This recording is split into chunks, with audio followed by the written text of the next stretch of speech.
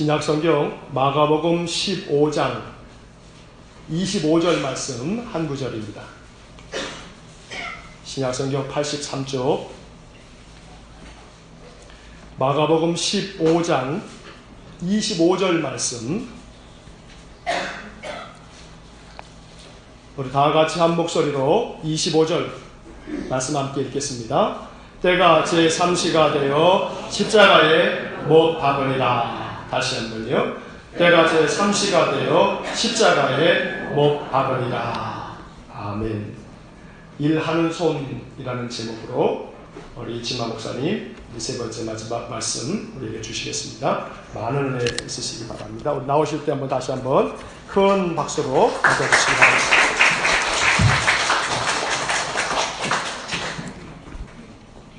점심 맛있게 드셨습니까? 네. 개인적으로 저는 한국교회사를 전공을 했습니다. 그래서 지금 장신대에서 한국교회사를 가르칩니다.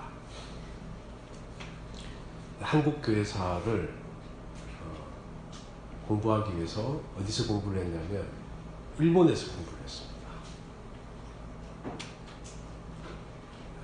한국교회사를 하는데 왜 일본에서 하지라고 하는 가장 기초적인 질문이 드실 거라고 생각합니다. 당연하다고 봅니다.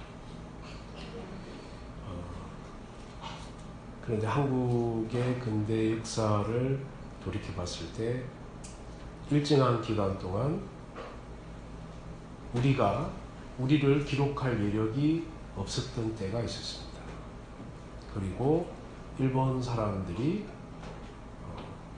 우리를 지배할 목적으로 또는 우리를 감시할 목적으로 그들의 언어로 기록해 놓은 것들이 있습니다. 그 역사는 결국에는 자료를 가지고 기록을 하게 되어 있기 때문에 그 자료가 어디에 있느냐, 어떤 말로 되어 있느냐가 굉장히 중요합니다. 그래서 한국 근대사를 연구하는 꽤 많은 사람들, 한국 근대사를 연구하기 위해서는 일본에 가서 유학을 하거나 또는 일본어로 되어 있는 문자들을 해독할 수 있어야 됩니다. 한국 교회사가 거의 한국 근대사의 역사와 겹치기 때문에 어쩔 수 없이 한국 교회사를 일본에 갈 수밖에 없는 그런 구조적인 문제가 있습니다. 그리고 저는 작년인가 재작년에 동주라고 하는 영화 있죠. 윤동주의 일대기.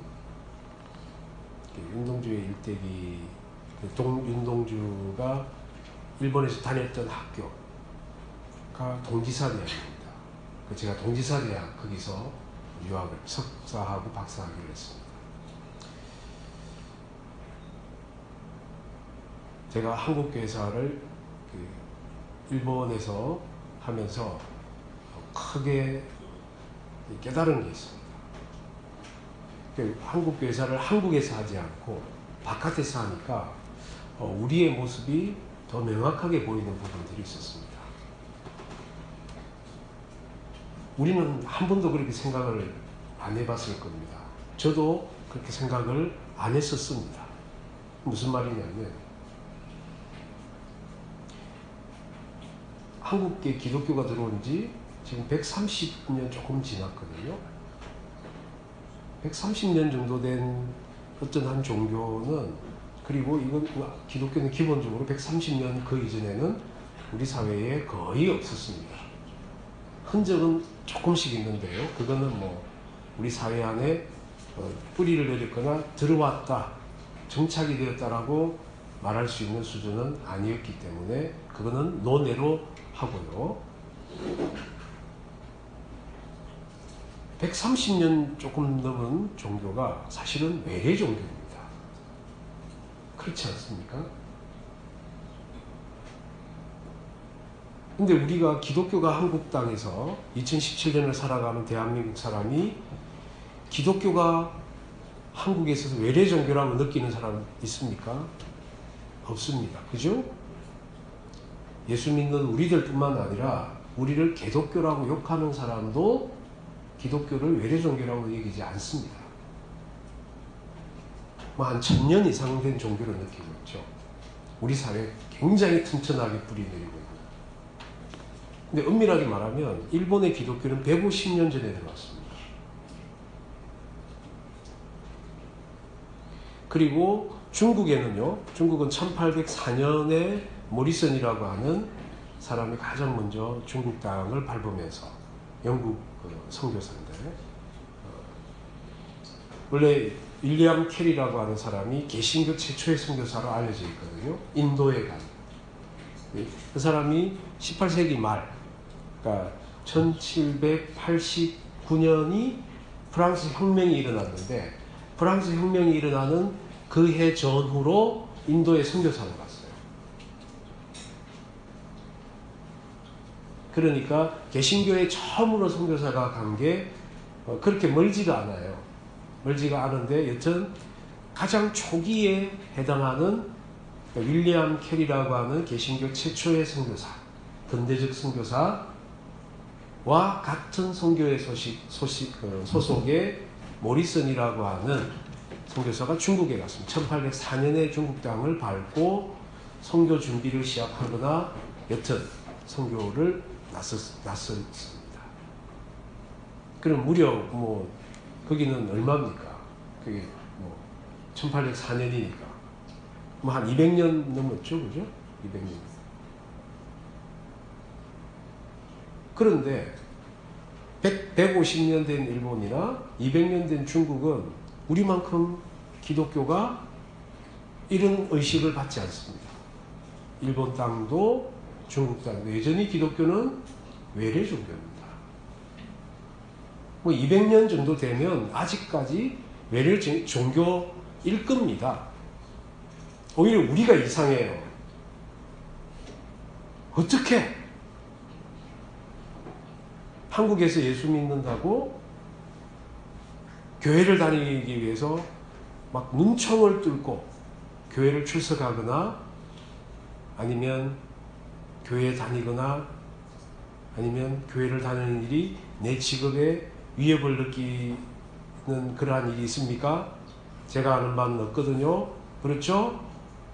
내가 자영업을 하는데 내가 교회를 다닌다고 해서 내가 피해를 보거나 하지 않습니다. 공무원이 되는데 지장이 없습니다. 그렇죠?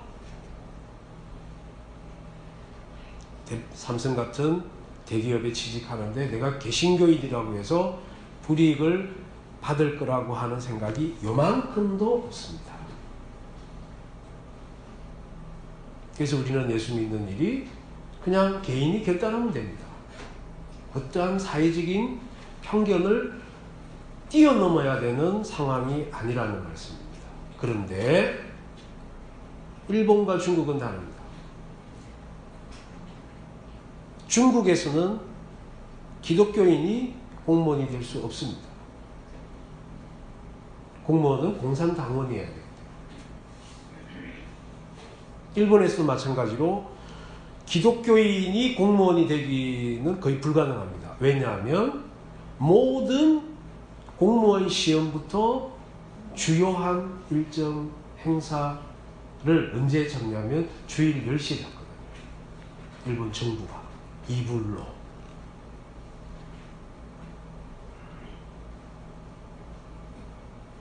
그리고 학교 선생님도 되기 어려워요, 일본에서. 그럼 중국도 마찬가지. 학교가 무슨 행사하면 TA, 학부모에 있죠. 그런 행사야 뭐야 전부 다 주일날 합니다. 그리고 교사가 다 나가야 됩니다. 출석해야 돼요.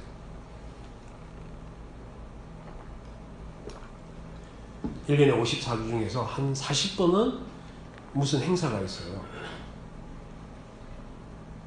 한 54주 중에서 40번 교회 못 나가면 교회 점점 멀어지죠, 그죠? 아무래도 멀어지게 됩니다.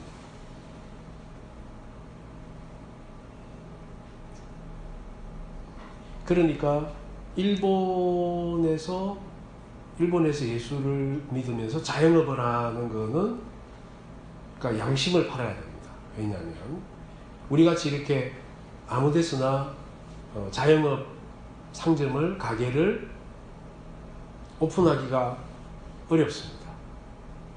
일단 일본 사람들의 그 관습에 의하면 그 각 지역별로 형성된 상점가라는 게 있어요. 일본말로 쇼텐가이라고 부릅니다.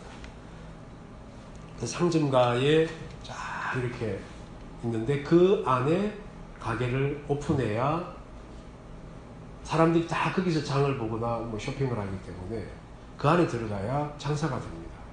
그 외딴 곳에 뭐 이렇게 주차장 넓게 이렇게 해가지고 음식점하고 하면 우리는 그렇게 하잖아요. 그죠? 맘만 주면 사람들이 찾아올 거라고 하는 어디서부터 출발한 믿음인지 모르지만 그런 믿음이 있습니다. 사람이 안 다니는데 그 맛이 좋은지 어떻게 알겠어요. 그죠? 근데 맛만 좋으면 반드시 대박이다. 아, 놀라운 믿음이 있습니다. 한국 사람들한테는.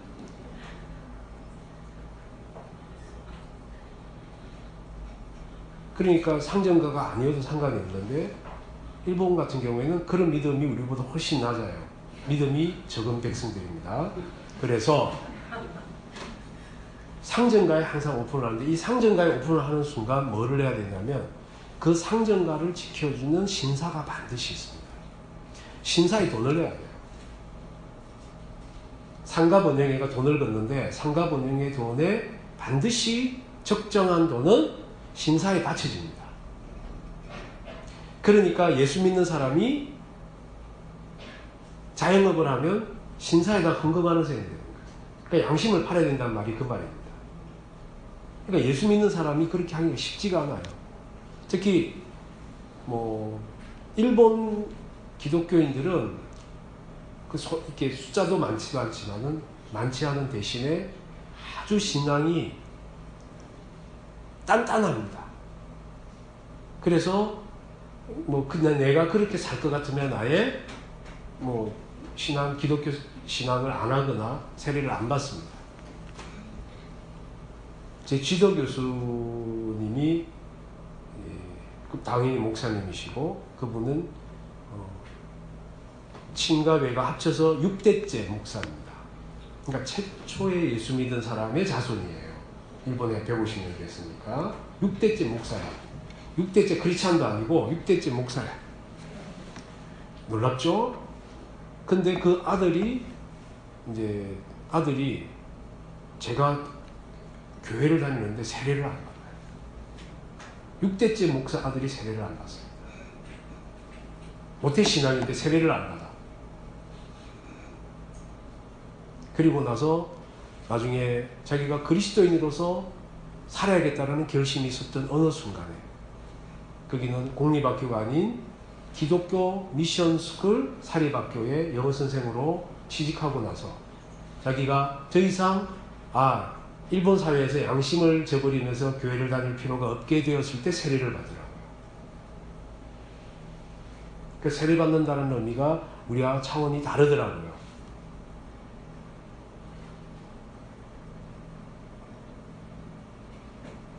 제가 무슨 말씀을 드리려고 하냐면 마치 일본 땅에서 예수를 믿는다라는 거는 중국 땅은 조금 다르나 대동소이합니다.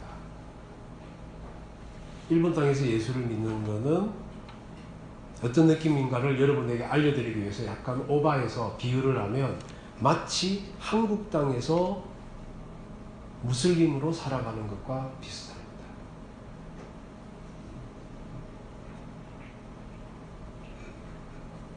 아무리 맛있는 대박 음식점을 차렸는데 주차장이 굉장히 넓어요.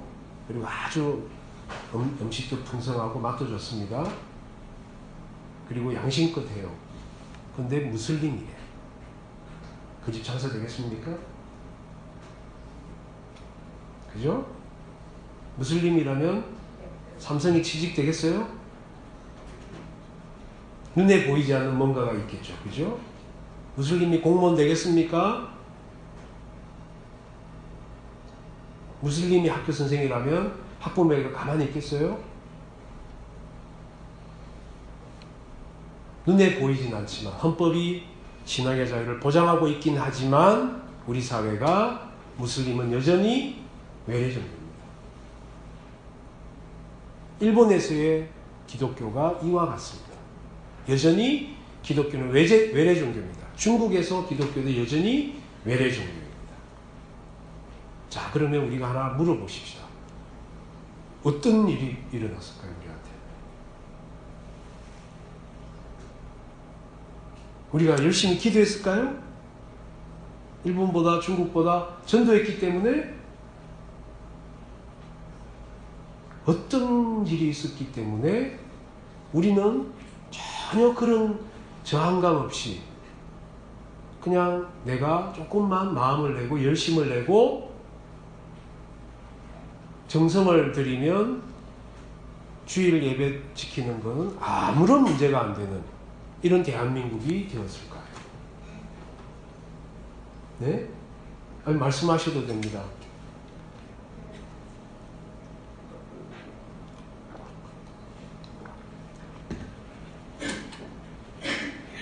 저는 그런 의문이 들었습니다. 도대체 어떤 일이 있었을까?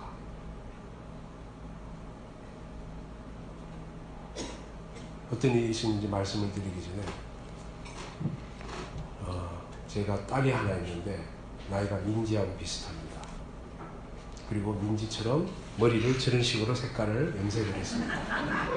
저 또래가 요새 유행이니까 깜짝 놀랐습니다. 이제 우리 딸애도 비슷한 색깔, 약간 버건디 계열로, 오렌지죠, 그러니까 오렌지처럼 버건디 계열로 했는데 그 딸애가 5살 때 이야기입니다. 그때는 그러니까 그때 5살 때까지 들었던 재롱으로 평생 퉁치고 사는 것 같아요. 부모가 결코 남는 장사가 아니에요. 딱 5살 때까지 재롱 들어놓고 있죠. 평생 그걸로 웅거 먹는 거야. 미치고 환장하겠습니다. 근데 그 정말 그 깨물어 주고 싶은 그 개구장이 귀염둥이 소녀가 이제 막 저하고 같이 마트를 갔어요. 마트 갈 때까지는 차도 다니고 그러니까 제 손을 꽉 잡고 가지고 그죠? 가는데 마트에 딱 들어가서부터는 아빠 손을 빠박 이렇게 뿌리쳐요. 그러더니 어딘가를 쏜살같이 달려갑니다. 뭐 마트 안에서는 뭐 길을 잊어버리거나 뭐 다치거나 할 그게 없으니까요. 유괴당하고 그러지도 않고 안전하다 싶으니까 손을 탁 뿌리치고 그냥 막 쏜살같이 갑니다. 저는 이제 애엄마 심부름으로 뭐 이렇게 뭐 살 거 사고 담고 뭐 딱 해가지고 저는 어디 있는지 알죠. 그 아이가. 그래서 거기로 갑니다. 어딜까요? 장난감 코너에 딱 장난감 코너 중에서도 인형이 진열되어 있는 매대 앞에 딱 서 있습니다. 딱. 그럼 제가 이렇게 쭉 가죠. 아무 소리 안 합니다. 제가 오는 걸 이미 알아요. 그리고 쳐다보지도 않아. 그리고 자기의 목소리가 들릴 정도의 가까운 거리에 지 애기가 왔다는 사실을 느꼈을 즈음에 딱 이렇게 합니다. 어떤 인형을 향해서 딱. 아빠, 이거 뭐야? 여러분 그걸 영어로 옮기면 What is this? 그죠? 이것은 무엇입니까? 그 아이가 자기가 가르치는 그게 궁금해서 그게 물체가 뭔지 몰라서 저한테 물어보는 걸까요? 무슨 의미일 것 같아요? 그렇죠. 여러분은 철학에서 해석하기 가장 어려운 부분 중에 하나를 바로 지금 알았어요. 어떤 텍스트는요, 어떤 말은요, 그 말이 갖고 있는 그 말이 아닌 그것이 갖는 그 상황에 의해서 다른 뜻을 지니게 됩니다.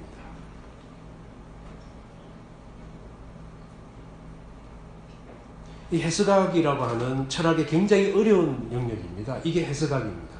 해석학은 우리는 어떤 텍스트가 있으면 그 텍스트가 What is this? 이것은 무엇입니까? 라고 하면 이 사람이 이것이 무슨 내용인지 물어본다라고 생각하기 쉬우나 인간의 기록은 그렇지 않더라는 거예요. 어떤 상황이 되면 그 상황에서 그러한 텍스트는 이것은 무엇입니까? 라고 하는 문자 그대로의 질문이 아니라 다른 함의를 지니고 있다 라고 하는 게 해석학입니다. 그래서 해석이 필요하다라는 거죠. 컨텍스트가 뭐냐? 컨텍스트라고 하는 게 상황이라는 말의 영어 표현입니다. 상황이 있다. 이 상황에서 누군가가 무엇을 말하는 거는 그것이 말하는 바와 그 문장 자체가 갖고 있는 바와는 전혀 다른 함의를 지니게 됩니다. 제 아이가 아빠 이건 뭐야? 라고 하는 것은 그것은 이걸 사달라는 이야기입니다. 저는 뭐라고 했겠습니까? 그걸 사줬다가는 제가 또 누구로부터 엄청난 공격을 받기 때문에 이렇게 인간의 언어가 아닌 먼 이야기를 듣습니다. 그래서 해석해야 됩니다.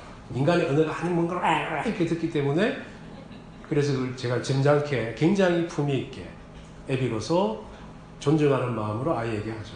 저것이 무엇인지 엄마한테 물어볼까?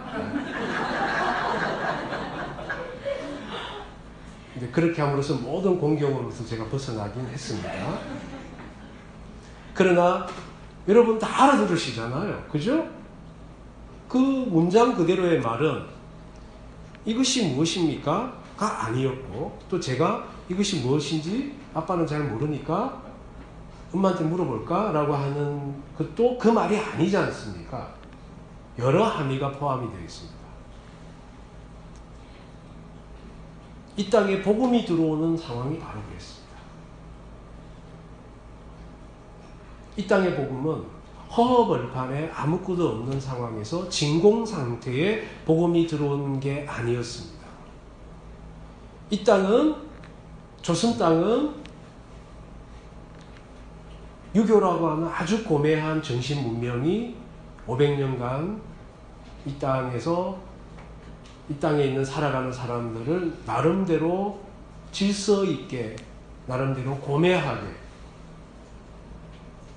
이끌어왔지만 500년이 다 끝날 즈음에는 그 정신 문명이 수명을 다했어요. 그래서 그 정신 문명을 떠받치던 사람들을 우리가 선비라고 불렀습니다. 그렇죠? 양반이라는 사람들입니다. 근데 이 양반들이 나중에 조선 말기로 가면 가문 중심으로 해서 전부 다 가문 이기주의에 빠져요. 가문 이기주의라고 하는 것은 우리가 나라라고 하는 이게 공동체가 있는데 여기는 좁게 보면 일산 은광교회라는 공동체입니다. 그러나 조금 넓게 보면 고양시라고 하는 공동체가 있어요. 그죠? 조금 더 넓게 보면 경기도, 그 다음에 대한민국, 한민족 이런 공동체가 우리들을 규정하고 있는 단어들입니다. 나라가 있어야 백성이 있죠. 다른 말로 하면 나라가 있어야 가문도 있을 수 있습니다. 그런데 조선 말기로 가면 이 가문들끼리 서로 경쟁하고 가문들끼리 서로 더 많은 이권을 얻기 위해서, 다투기 위해서 나라라고 하는 이 공동체는 아랑곳하지 않았습니다.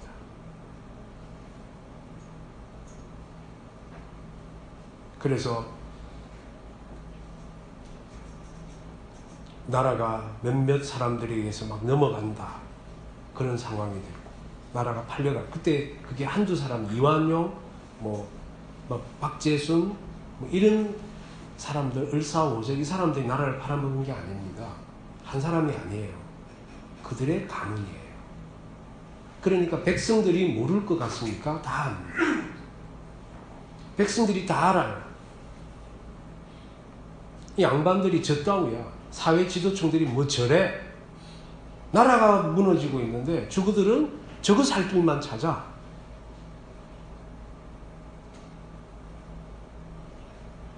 그러니까 이런 어처구니 없는 것들이 있나? 우리가 존경해주고 우리가 그들이 갑질을 하고 지랄들을 하더라도 그냥 뇌에 어르신 양반님네 이렇게 굽신거려주는 거는 그래도 그들이 사회 지도층인데 뭔가 역할을 할 거라고 믿기 때문에 그렇게 한 건데 이 사람들이 그러지 않으니까 사람들이 부글부글 하는 거예요.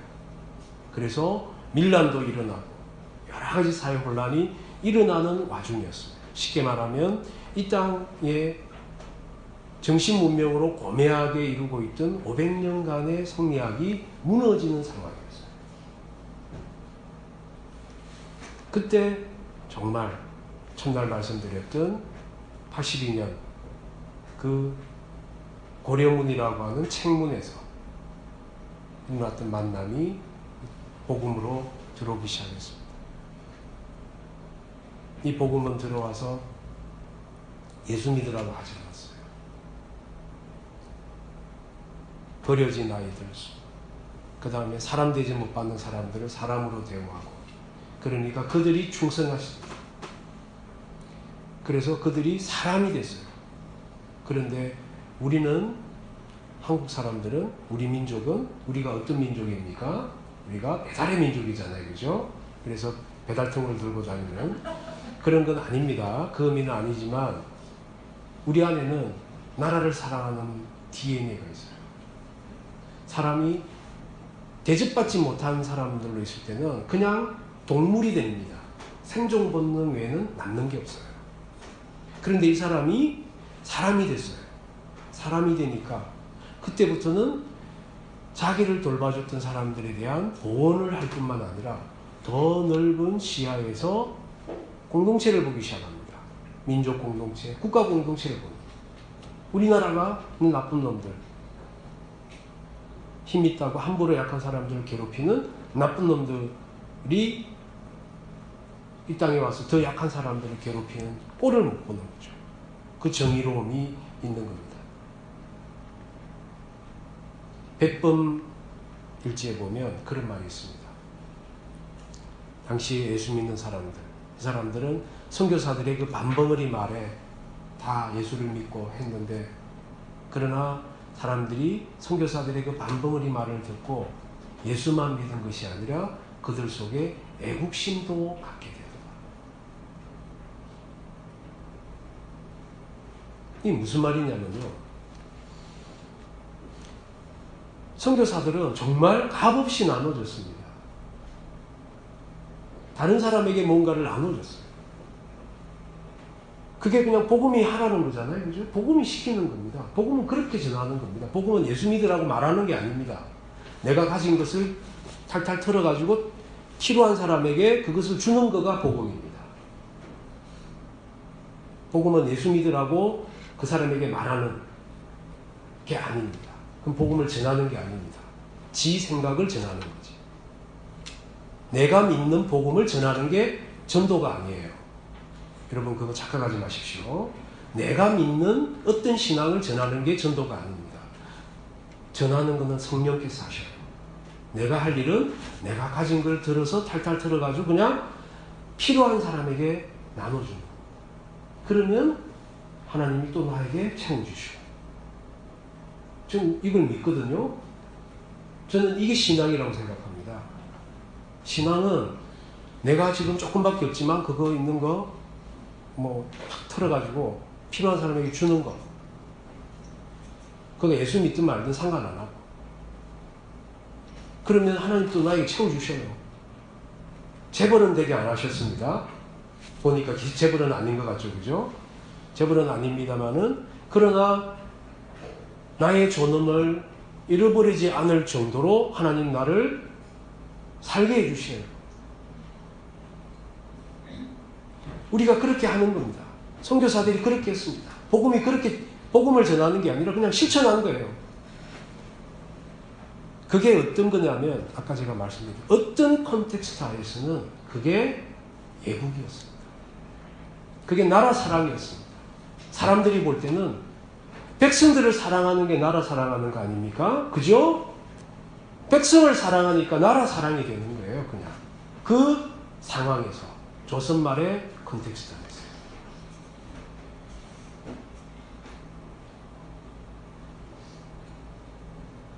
이게 사람들을 바꾸기 시작합니다.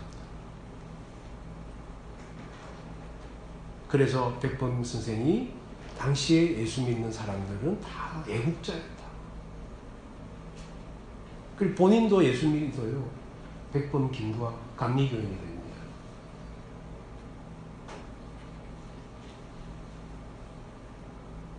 그런 우리가 뭐 3.1운동 내후년 100주년입니다. 2019년이 되면 3.1운동의 33인 중에 뭐 16명이 기독교인이다 뭐 이런 것보다 훨씬 더 중요한 게 많이 있습니다. 3.1운동 기독교인이 제가 여러분들 기독 공부나 이렇게 찾아보면 1970 국민일보에도 나왔습니다. 1970 프로젝트. 그게 무슨 말이냐면 3.1운동 당시에 검찰에 기소된 사람이 9,080명 있어요. 기소가 됐다라고 하는 거는 재판에 넘겨진 거죠. 그죠? 죄가 있는지 없는지를 재판장이 판단합니다. 9,080명 중에 기독교인이 1,970명 있어요.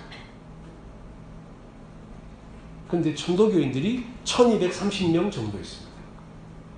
근데 이게 어떤 차이냐면요. 천도교는 당시 교세가 300만이었어요.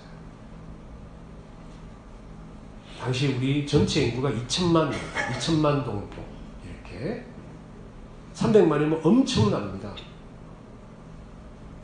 그렇죠? 엄청난 인구가 예수 믿는 사람이었어요. 15% 가까이 되나요? 근데 우리 기독교인은 탈탈 털어가지고 몇 명이었냐면 29만이 안 됐습니다. 이 29만 안에는 가톨릭 포함입니다. 근데 300만 되는 교세를 갖고 있는 천도교가 1230몇 명 정도 되고 우리 기독교 감리교 장로교 합쳐서 1970이고 그 다음 우리 장로교만 하면 1440명입니다. 장로교만 하더라도 천도교보다 훨씬 더 많은 사람이 기소됐어요. 기소가 됐다는 것은 재판을 받을 정도로 중한 벌이다.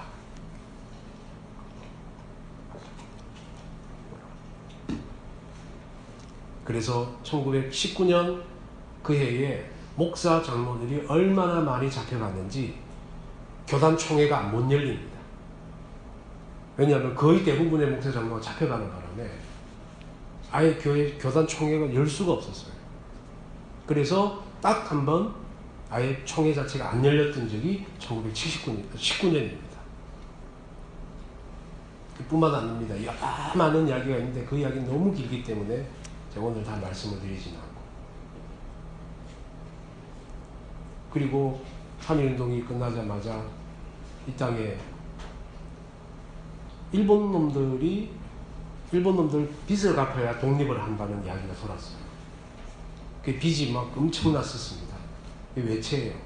그 빚을 다 갚으면 독립이 될 거라고 하는 믿음이 백성들 사이에 있었습니다. 그래서 벌어졌던 운동이 물산 장려 운동이었어요. 조만식 선생을 시작해서 그 물산 장려 운동 다 기독교인이 한 겁니다. 우리가 역사책에 뭐 이 사람들 이름 나오는데 그 사람들 다 보면 다 조만식 선생이 기독교인들을 중심으로 교회 중심으로 조직한, 특히 거기에는 그 여전도회가 가장 결정적인 기여를 합니다. 물산장로입니다. 여전도회가 한국교회의 뼈다라고 하는 이야기가 인원수가 많기 때문만은 아닙니다. 인원수도 많지만 역사적으로 여전도회가 갖고 있는 엄청나게 중요한 역할들이 많았기 때문입니다. 또 있습니다. 물산장로운동 다음에 바로 이제 이게 한국교회 그게 되는데요. 당시에는 술과 담배는 이 연초세가 있었고 그 다음에 주류세가 있습니다. 오늘날도 그렇잖아요, 그죠? 그래서 술 마시고 담배를 피우면 다 일본 놈들이 세금을 걷어가게 돼 있어요. 그러니까 1920년 중반부터 후반대에 이르면서 한국교회에서 어떤 운동을, 특히 부녀들 중심으로 여전도회가 술, 담배를 하지 않고 그걸로 담배 살 돈으로 교회에다가 입구에다가 그 돈을 집어넣어놨어요. 그리고 그 돈으로 장학금을 조성했습니다. 그래서 아빠들을 닥달을 하거나 그렇게 해서 담배 피울 돈을 아껴가지고 그걸 주일날 헌금통 옆에다가 따로 넣고 그걸로 장학금을 조성을 했어요. 이제 그게 이제 교회 다니는 그 전까지는 교회 다니는 사람들이 술 마시고 담배 피우는 게 뭐 그게 전혀 문제가 안 됐습니다. 그냥 옛날 오래된 당회록을 보면 당회를 하다가 정회를 하고 우리 담배 한 대씩 피울까요? 이렇게 해가지고 이렇게 담배 한 대 딱 피우고 딱 하고 당회를 하고 그렇게 했었습니다. 근데 교회가 솔선수범해야 되기 때문에 목사, 장로부터 술, 담배를 안 하겠다고 교인들 앞에 선언하고 그 돈을 모으기 시작한 거예요. 그게 이제 교회의 좋은 덕목이었다가 나중에 가서 이게 이상하게 막 무슨 교리처럼 돼가지고 막 예수 믿는 사람은 술 먹으면 뭐 지옥 가고 뭐 이런, 그렇지 않습니다. 그거는 그렇지 않은데 다만 우리 좋은 덕목 중에 하나입니다. 덕목 중에 하나. 그 다음에 이 땅에 가장 중요한 게 농촌이었는데 농촌이 피폐해지니까 교회가 가장 앞장서서 농촌을 살리면서 그때부터 기독교 농촌운동이 시작이 됐고 이게 일반인들도 그 농촌운동을 하게 되는 선풍적인 운동이 됩니다.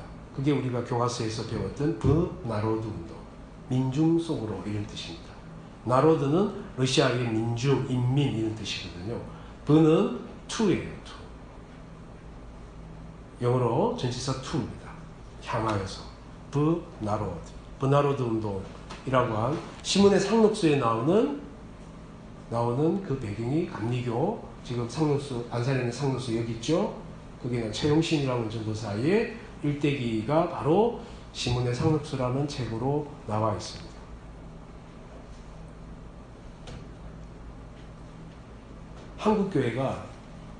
한국교회가 이와 같은 일들을 해나가는 것을 우리 민족사회가 지켜보는 거예요. 교회는 항상 옳은 일에 앞장서고 스스로 솔선수범했습니다.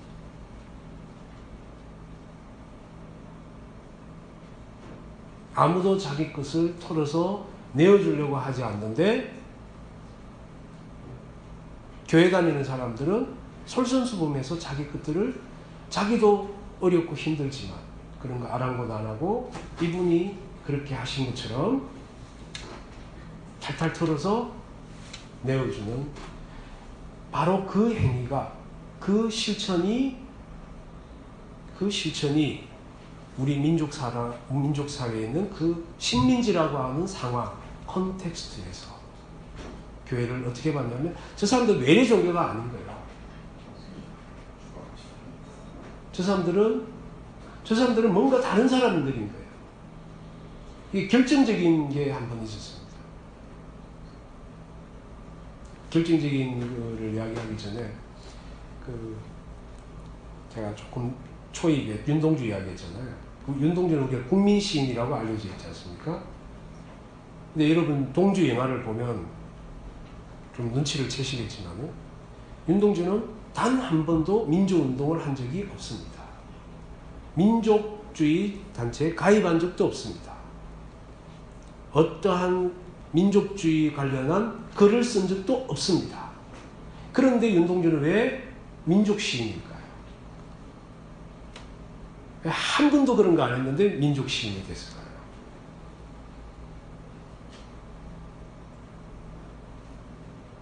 그건 뭐냐면 윤동주가 시작한 게 1937년억입니다. 그런데 1935년부터 이 땅에는 모든 신문이나 잡지나 아니면 공공장소에서 한글과 한국어를 쓰면 안 되었습니다. 그게 제3차 조선 교육령 개정안입니다. 조선인들이 많이 모여있는 곳에는 일본 순서가 반드시 동참하게 되어 있고 그 다음에 거기서 조선말로 뭘 하게 되면 바로 그 조선말 하는 사람과 또 자중해서 조선말을 하는 사람 둘 다 잡아갑니다. 조선말로 시를 쓰기는 당연히 안 되고 조선말로 된 잡지, 신문 아무것도 할 수 없습니다. 근데 조선말은 더 이상 쓸 수 없는 말이 되었습니다. 그러니까 이 땅은 분명히 조선 땅인데 조선 땅이 아닌 거예요. 문을 닫고 가족끼리 있으면 조선 땅인데 문 열고 사짝밭을 나가면 외놈 땅인 거예요. 그러할 때에 상황이 그렇습니다. 그러할 때에 윤동주의 모든 시는 한글로 되어 있습니다. 시인의 민족성이란 뭐냐면 민족운동을 하는 게 아닙니다. 시인의 민족성은 민족들의 투쟁심을 고취시키는 그러한 선동적인 시를 쓰는 게 아닙니다. 시인의 민족성이란 뭐냐면 가장 아름다운 고국의 은으로 시를 쓰는 겁니다. 저는 그게 윤동주가 우리 민족의 대표되는 남북한을 통틀어서 대표되는 민족 시인이 된 이유라고 생각합니다. 시인의 민족성이란 가장 아름다운 민족의 은으로 시를 씁니다. 상황이 그와 같은 때였습니다. 음중했습니다. 그래서 이 땅에는 조선말로 아무것도 할 수 없었습니다. 길거리에서 조선말 쓰다가 순사가 보면 그냥 바로 그 자리에서 즉결 폐영을 때렸습니다. 그들이 패버린 거죠. 그러니까 옛날에는 호랑이 온다 이렇게 안 하고 순사온다 그랬어요. 애가 울면 순사온다. 그런 말씀 들어보셨죠?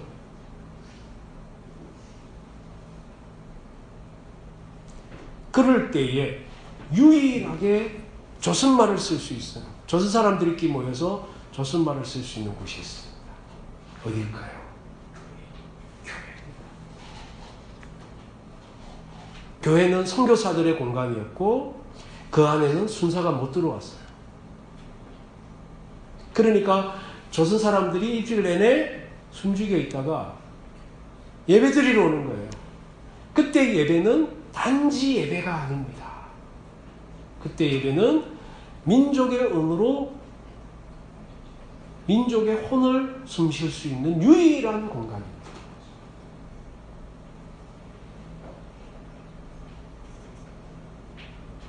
우리가 어떤 상황에서는요, 어떤 콘텍스트 안에서는요, 단지 성경 말씀을 읽고 설교를 하는 것만으로도 이게 그냥 예배를 뛰어넘는 의미를, 다른 의미를, 함의를 가질 수가 있습니다. 그렇게 됐던 거고요. 이런 과정들이 그치면서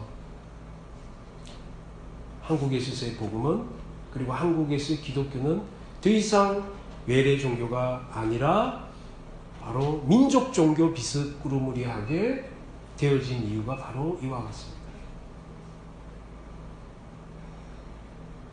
우리가 신앙을 한다는 것은 진공 상태에서 할 수가 없습니다. 어차피 허벌판에서 신앙이 일어나지 않습니다. 우리가 무엇을 믿고 무엇을 믿는다고 말하는 것은 항상 그 당대의 그 상황에 맞게 그것이 함의하는 바가 생기게 됩니다.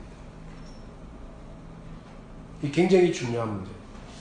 오늘 우리가 읽었던 본문, 때가 제3시가 되어 십자가에 못 박으니라.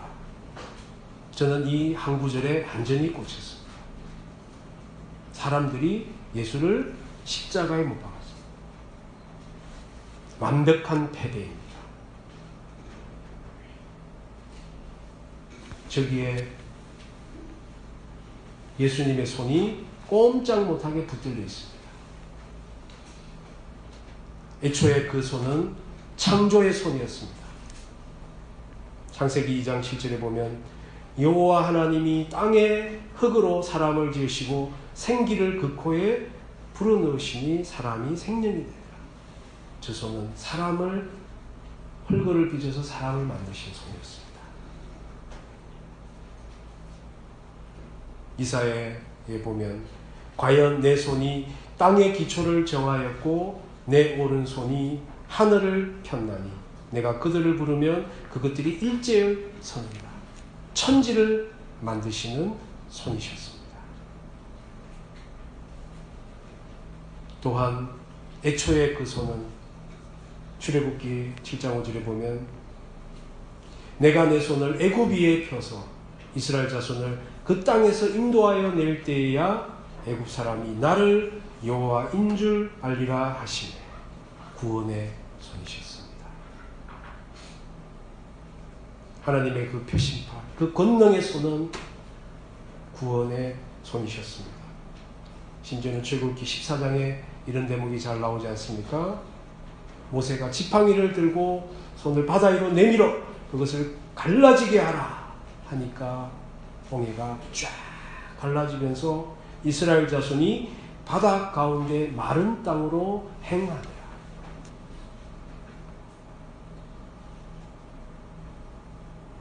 권능의 손이고 기적의 손이고 그래서 구원의 손이셨습니다. 또한 애초에 저 손은 마태복음에 보면 무리들을 앉혀놓고 잔디에 앉히시고 떡 5개와 물고기 2마리를 가지고 하늘을 우러러 축사하시고 떡을 떼어 제자들에게 나누어 주었다. 그랬더니 5,000명이 먹고 12강줄이가 나눴냐. 저 손은 우리를 먹이시는 손이셨습니다.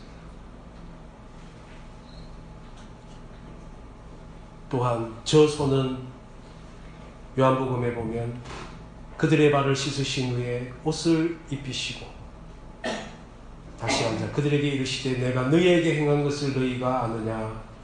너희가 나를 선생이라 또는 주라. 너희 말이 옳도다. 내가 그러하다. 내가 주와 또는 선생이 되어 너희 발을 씻었으니 너희도 서로 발을 씻어주는 것이 옳으니라. 내가 너희에게 행한 것 같이 너희도 행하게 하려 하여 오늘 보입니다. 저 손은 우리의 더러움을 씻으시는 손입니다. 우리의 발을 닦으셨습니다. 발을 닦으셨으니 뭐 다른 거는 더 말하겠습니까? 우리의 허물, 우리의 죄, 우리의 아픈 것 다 닦으시고 그것을 깨끗게 하시는 손이셨습니다. 애초에 저 손은 마태복음에 보면 기도하는 손이었습니다. 조금 나아가서 얼굴을 땅에 대시고 엎드려 기도하여 이르시되 내 아버지여 만일 할만하시거든 이 잔을 내게서 지나가게 하옵소서. 그러나 나의 원대로 마시옵고 아버지의 원대로 하시옵소서. 기도하는 손이었습니다.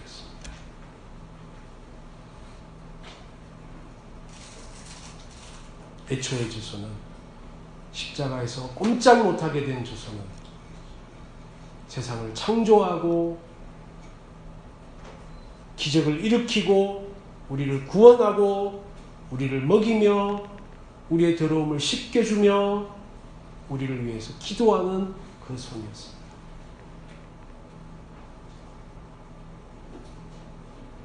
그런데 오늘 우리가 읽었던 본문 말씀,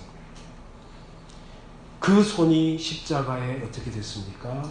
못 박히게 됐어요. 십자가에 못 박혀버렸어요. 그리스도인 하나님 나라의 일꾼 저 시간에 길을 열며 라고 여러분에게 말씀을 드렸습니다.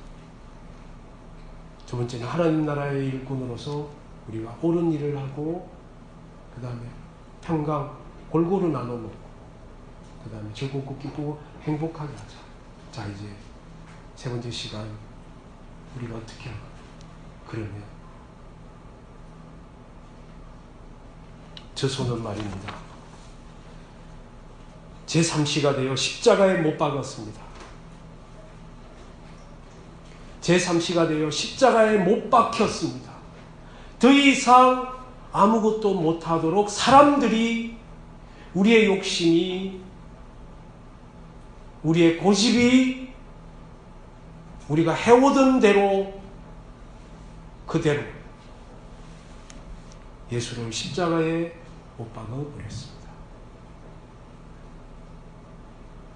그랬더니 말입니다. 놀라운 기적이 일어났습니다.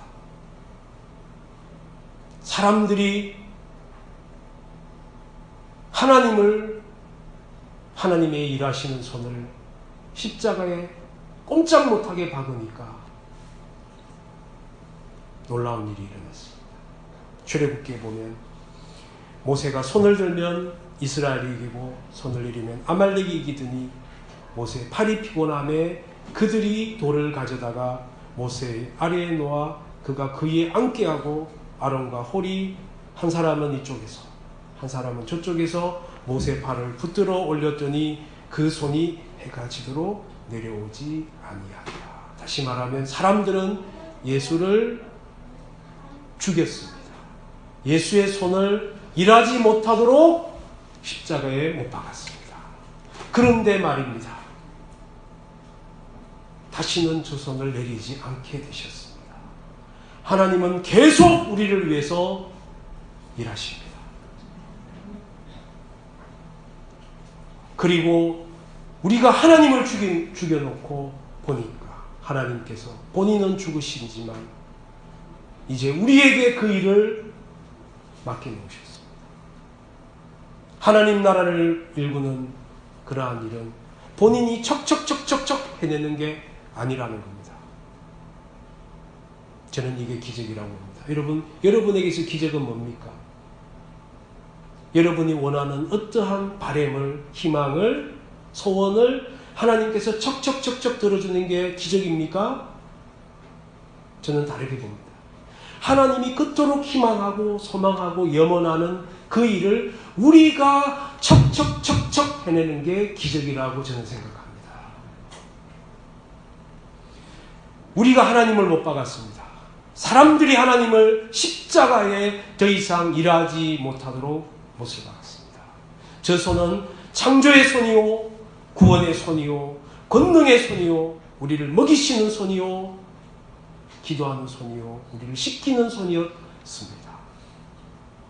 그 손을 우리가 십자가에 못 박아 더 이상 그 손을 쓰지 못하게 하지만 아론이 한 것처럼 모세 팔을 붙든 것처럼 하나님은 계속 일을 하실 수 있는, 오히려 우리가 하나님의 손을, 하나님의 팔을 십자가에 못 박아 버림으로써 이제는 그 일이 우리의 일이 되어버렸습니다.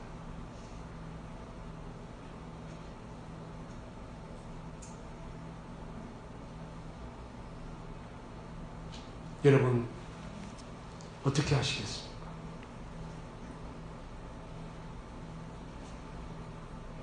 이제 여러분의 일이 되었습니다. 우리 신앙의 선배들은 각각의 시대에 맞게 우리가 가진 것 탈탈 털어가지고 그것이 필요한 사람에게 나눠줬습니다.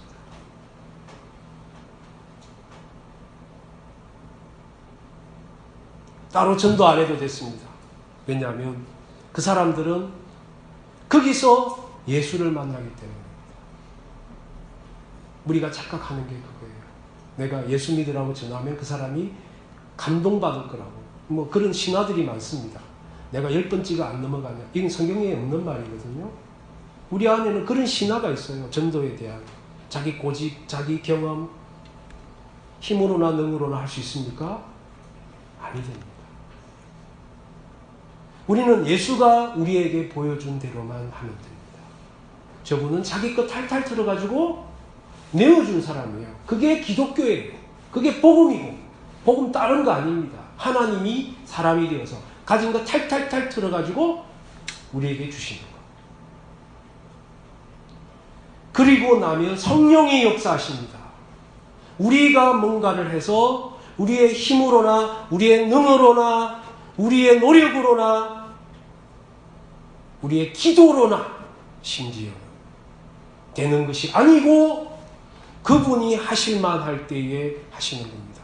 우리가 할 수 있는 것은 딱 하나입니다. 그분이 한 대로 그냥 하면 됩니다. 우리가 하나님을 십자가에 못 박았습니다. 그렇지 않습니까? 여러분 어떻게 하시겠습니까? 우리가 일을 해야 됩니다. 우리가 하나님을 못 박았으니 이제 우리가 일을 하지 않으면 누가 하겠습니까? 하나님 나라를 위해서 일을 할 때만이 우리는 하나님 나라의 일꾼이고, 그럴 때 우리는 그리스도인이 되는 겁니다. 일산동강교회, 여러분들은 스스로 여러분이 얼마나 존엄한 분인지 잘 모르실 겁니다. 여러분 한 사람 한 사람을 존엄하게 하기 위해서 우리 주님이 십자가에 못 박히셨습니다. 여러분은 누가 뭐래도 존엄합니다. 이 세상에 하나밖에 없는 존엄자입니다. 여러분은 존귀하신 분들입니다. 여러분이 그렇게 존엄함을 대접받았듯이 우리들도 누군가는 존엄하게 대접해야 됩니다. 우리가 거저받은 것처럼, 우리가 먼저 믿어서 먼저 거저받은 것처럼 우리가 다른 사람에게 하나님의 저 위대한 일을 손을 내밀어서 우리가 가진 것을 주고,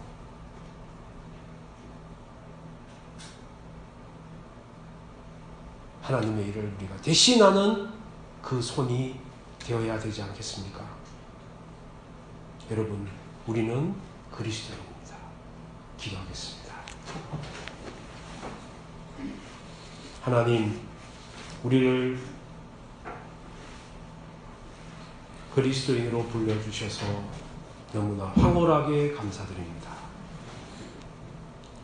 앞으로 우리는 참 그리스도인으로 살고자 합니다. 우리들을 이끌어 주시옵소서. 우리들이 참 그리스도인이 되겠습니다.